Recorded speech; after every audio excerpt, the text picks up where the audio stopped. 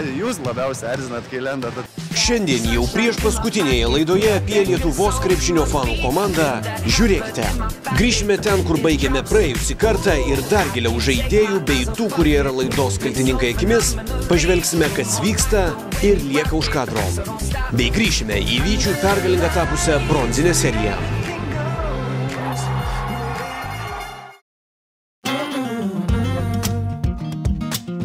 Adrenalinas iš tikrųjų yra užplūstantis dalykas labai dažnai, nes ypatingai tuomet, jeigu kažkas pradeda neveikti, tai tada iš viso yra, man asmeniškai tai kartais būna, taip, tai yra žiauriai didelis stresas, bet tuo pačiu tai būna ir kaifas, nes tu pradedi, tada tau smegenis, taip netikėtai įsijungia turbo toks režimas, kai tu turi, taip, ta prasme, priimti vieną sprendimą, taip jį įgyvendinti, žinai.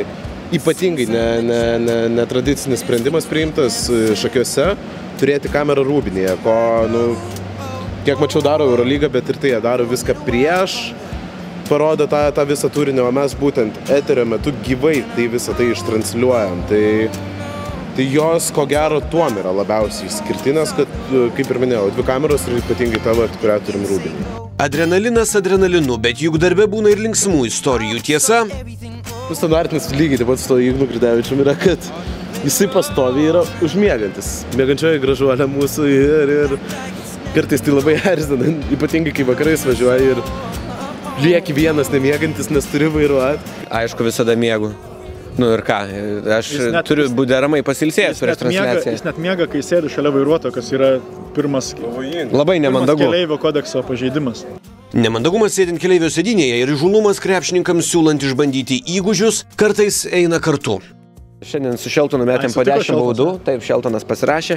Aš aišku, Jankaičiui esu siūlęs iš 20 eurų, Šeltonui tiesiog be pinigų, be nieko. Bet žodžiu, Šeltonas pataikė 7 baudų metimus, tarsi apsimesdamas, kad leidžia man laimėti. Tačiau net ir to nepadarydamas jisai būtų pralaimėjęs, todėl kad pataikiau 9 baudas iš 10, pastarąsias 2 mečiau užsimerkęs ir tai yra užfiksuota į kamerą. Ką dar nori papasakot? Pauliau, papasakok, tu esi šalia komandos visą šį sezoną, su kuo užmės artimiausius santykius ir kas šio sezono metu krito į atmintį? Nu kaip, į draugus Facebook'e turbūt tik Serkevičius pakvietė, visi kiti duhai. Tai aš nežinau, ar galima kalbėti apie kažkokį kolegiškumą ar kažką. Radzevičius dar Instagram'e seka, tai...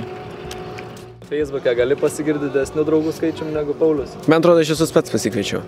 Aš paprastas, aš tiesiog, dabar žinau, kad žaidėjai tai tikrai nežino, kas aš esu. Tai aš bent jau atsiverčiu protokolų ir visus susikviečiu. Kokį atsimeni didžiausią blooperį jų iš aikštelės? Aš gal sakyčiau, Augustino Jankaičio baudų metimai yra vienas iš tų dalykų, kurie šį sezoną nuolat ir pykdė ir džiugino susirinkusius į areną šakiečius. Tu žinai, kad Augustinas Jankaitis laimėjo 100 eurų ir netrukus mūsų laukia ceremonija. Aš žinau, tie 100 eurų yra mano kuprinė šitie, nes aš juos saugau. Aurimas Jasilionis ir tavo santykiai su juo, dėl ko jūs ten susipykot ir kas jūs sieja? Niekas nesieja mūsų. Jisai mane Facebook'e pakvietė į draugus, beje. Ir tai padarė gerokai anksčiau negu bet kuris kitas Vyčio krepšininkas, skyrus Ernestas Serkevičių. Bet apie tai mes.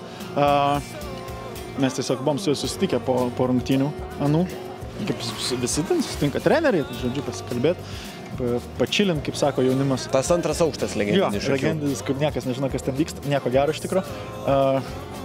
Ir aš atsisveikinamas jam sakiau, Aurimai, tai iki pasimatymo penktadienį Šakiuose jis sakė, nepasimatysim.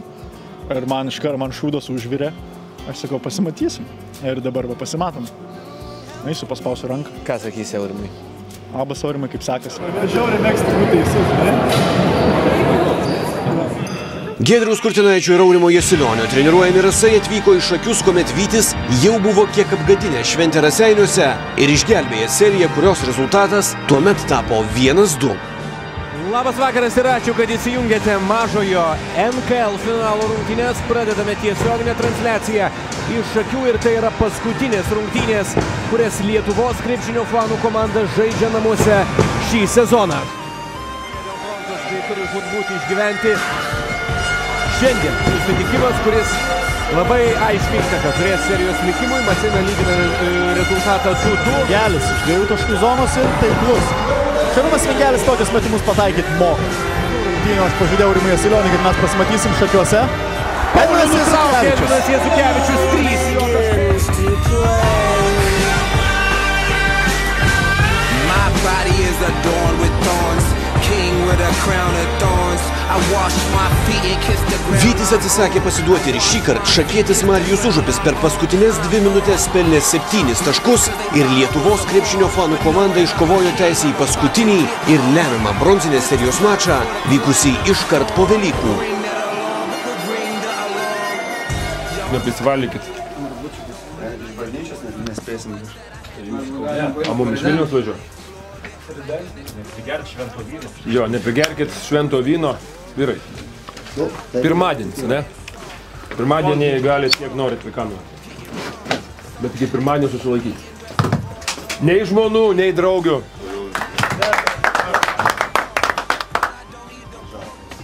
Ai, šaunuoliai, sakau, dar viską, ką turim, atiduodam, vienas grajus liko, viskas.